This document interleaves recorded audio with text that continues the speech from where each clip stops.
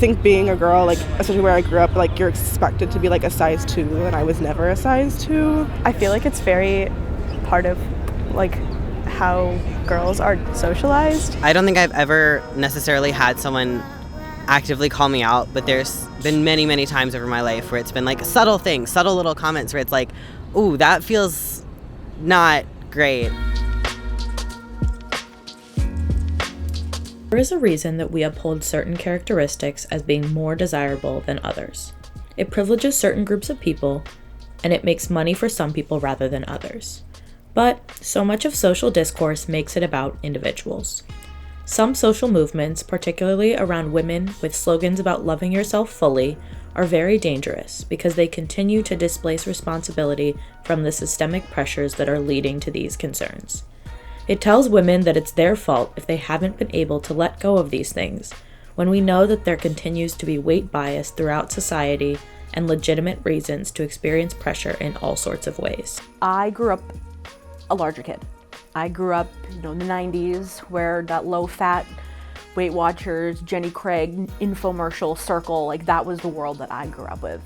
And hearing that also reflected in my parental relationships, friends and peers. So even from the outset, I always believed that I had to change my body because that's what everyone else was doing and that's what the world was telling me to do. I remember like at the age of 3 and my first dance recital, I already remember feeling like very self-conscious about my body, but also thinking like, thank God I'm not the fattest girl in this class because there's somebody fatter than me. And this was like 3 or 4 years old. And I've had an interesting relationship with food and diet culture where I have probably tried just about every diet possible to try to change my body. Fat phobia occurs in a context of fast capitalism, healthism, and a medical model in which there is a lot of profit to be made from the idea that people should and can control their weight, at the same time as placing them in an environment in which this is increasingly difficult. There was obviously all this pressure from society, from my family, and from there that led to a lot of eating disorder-like behaviors. All of those things that did lead to temporary weight loss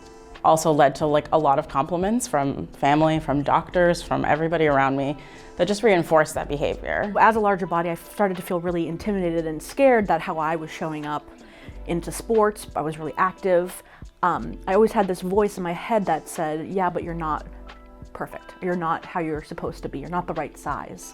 So I always had this feeling that I was failing. A lot of shame from a very early age around food, around body image, around ability of what a larger body is and isn't supposed to do in our society. I remember receiving shame earliest probably at the age of 10 or 11. Probably 11 or 12. I think it starts as early as middle school. Like I think at that point it wasn't so much me as my older sister, and I think I noticed her shaming her own body, and then I translated that onto myself, and I was like, oh, she doesn't like her body for XYZ, then like I shouldn't either because we're sisters, we look the same. I've definitely been shamed for how I physically appear and like my body in that sense. And I think thinking back, probably my whole life, just because of how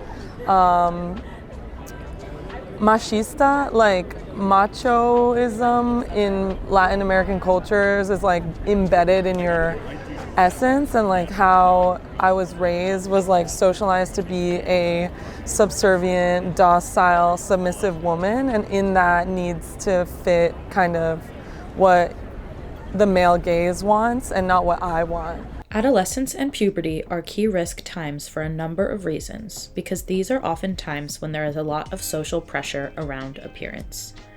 There are legitimate benefits to looking a certain way at that point in life in terms of social relationships and beginning romantic relationships. There are also physical changes that are going on in the context of oppressive appearance ideals that would uphold physical appearances for women that essentially look prepubescent. You can't expect yourself to go from hating yourself to loving yourself overnight. Like, when has that ever worked for anything, going from hate to love that quickly? So living in that space of neutrality, I think like releases the pressure of having to love yourself, because I think we really quickly pivoted from, okay, you have to be body positive, and it's no longer cool to hate yourself, it's no longer like popular, so you have to love your body and you have to be body positive about it. If I went back to 15 years ago and they said body positivity was something that it's almost becoming a cliche term, I would be like, what are you talking about? Nobody was talking about bodies in this sense that maybe there's a way that you can feel healthy, feel happy, feel connected without actually changing yourself.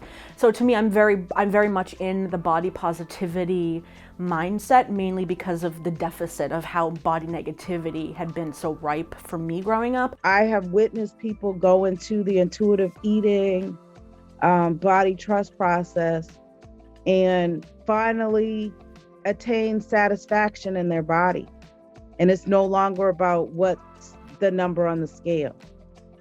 The number is not what's important. It's about your joy. Like what's making you happy and what makes you sad, and and as a yogi, as someone that practices yoga, we are taught to detach from the outcome and learn how to be in the moment. There can be some polarizing snowball effects, whereby some young girls will find themselves in a similarly thinking group where appearance norms become important. And if they have a family environment that also feels that way, or they're engaged in social activities that could be weight-based, such as ballet or certain forms of athletics, they can create a perfect storm, where they're getting a lot of signals from the environment that there are concrete benefits to having a certain shape. So my idea around fitness for so long in my life was to push myself to the brink, because that's how you lost weight. So I went to a yoga studio not too far from where we physically are right now, and it was the worst experience I've ever had of the yoga. It was not fun at all. I didn't understand the language. I didn't understand the intention of the class. And then they turned the heat on and I'm just like, oh my God, I felt so embarrassed. Here I was trying to really connect with my body, and I always liked that feeling of connecting with my body, but that particular yoga experience wasn't working in that sense. So I took a little detour and I went to another studio, and it kind of was having the same issues minus the heat. But what I started to do was I closed my eyes in the back of the classroom. I closed my eyes and I was like, I'm just gonna be here and learn and just soak it all in. And that process of actually like tuning out the world and tuning in, I don't know what happened, but it just shifted. And I was like, this feels so good to me. Not only do I physically feel better, I actually feel like I just did this movement based on, it came from the inside of me. And that totally changed my perspective. Health at Every Size encourages nourishing yourself and enjoying and finding movements that you like. Those are kind of two of the first and foremost ways that someone can be healthy at every size. Think of, in terms of like intuitive eating principles, listening to your hunger and fullness cues and picking up on the foods that you're really wanting and craving, eating food that not only tastes good, but food that is fueling and food that is nourishing for your body. In terms of movement, this means finding movement that you enjoy instead of choosing movement that you hate or movement that you feel like you have to do. I think it's about finding joyful movement, finding movement practices that you connect with. You practice yoga, but the types of yoga I do, some people might call it somatic. Some people might find it to be an embodiment practice, but for me, it's like I check in with my body. I ask my body, what do you want to do today? What can I do today to serve you? Even when I was thinking about body positivity, even when I was thinking about diet culture, like I was still wrapped up in it, just kind of pretending that it was healthier than it was. So it took a long time to move away from that and to be reintroduced to exercise as a form of love, as a form of health and excitement and endorphins, in a way that, I just was never taught to treat it really growing up. I'm also in a body trust program.